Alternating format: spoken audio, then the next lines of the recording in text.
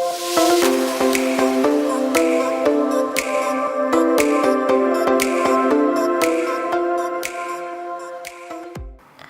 guys, today I'll be showing you how to use 3 tools: the clone stamp tool, the spot healing brush tool, and the healing brush tool to remove blemishes from the skin.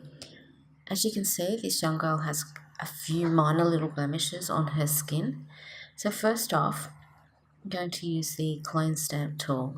Now, with the clone stamp tool, what you need to do is to choose the lighten and darken modes, blending modes, to remove the spots on the skin. So when you've got a darker area that you want to make an impact on, you choose the lighten mode, and if you've got obviously a bright area, you use the darken mode, and it only selects those areas. For example, the spot on her face, the sparkle on her face. If I choose the darken mode, it will only darken that really bright spot on her skin.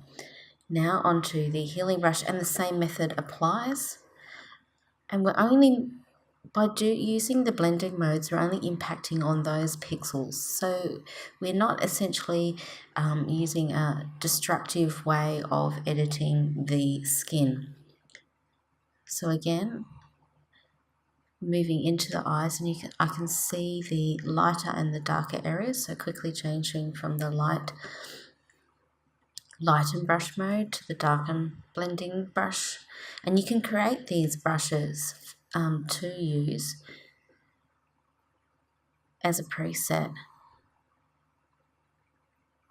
I found using the healing brush and the lighten and darken blending modes makes a bigger impact, but also a non-destructive impact on editing the blemishes on the skin. Now, the spot healing brush is actually quite good, and I actually like to use this for hair removal, but as you can see, it does have an impact on the pixels around the skin and tends to make the skin texture a little bit flatter than I would like to have, but definitely comes into play when removing the hair on skin. There you can see the changes there. And here, using the spot healing brush, as you can see, is quite fast and effective on the hair on the skin.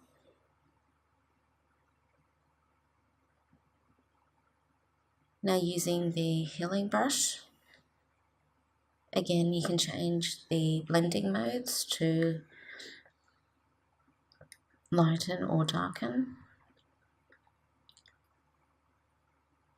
This is not too bad, and it depends on your skill level. The most important thing is to know when to use these tools to be fast, effective, and work in a non-destructive manner. The clone stamp tool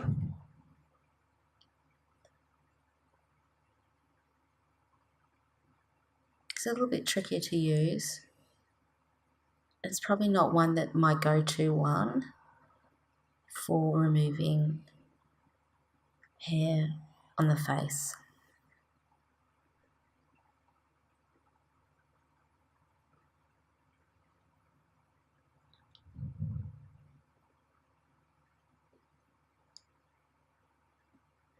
It takes a little bit longer to achieve the results.